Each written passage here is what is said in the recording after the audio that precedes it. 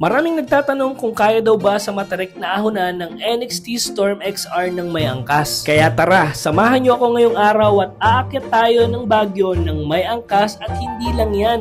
Naka-topbox pa tayo at may dala pa tayong mga gamit. At kung may plano rin kayong umakyat ng Baguio gamit ang inyong electric motorcycle, ituturo ko na rin kung saan kayo pwedeng mag-charge along the way. Sakto, summer na nga at para makapagpalamig ng konti, kaya naisipan kong mag-Baguio at dahil April nga din ngayong buwan, ito na rin yung magiging birthday ride ko. At ngayong araw, NXT Storm XR nga ang gagamitin natin at nagpasama na rin ako sa kaibigan ko para siya yung maging backride ko papuntang Baguio. Para na rin matesting natin sa ahonan ang lakas nitong Storm XR at para na rin makita natin kung gaano ang range nito kapag may angkas at iba pang gamit. Mula dito sa Marilao, halos 240 kilometers ang layo ng Baguio City, kaya kailangan talaga naming mag-charge sa gitna ng biyahe namin para umabot dahil 150 to 180 kilometers ang range ng one full charge ng NXT Storm XR. Mag-aalas 2 ng madaling araw nang umalis kami ng kaibigan ko dito sa Marilao, Bulacan at ang first charge namin ay sa North Victoria Sports Tarlac, kung saan meron ditong EV charging station na pang Type 2 kung saan pwede si Storm XR. 124 kilometers ang layo nito at ang expected time arrival naman namin ay around 5 AM.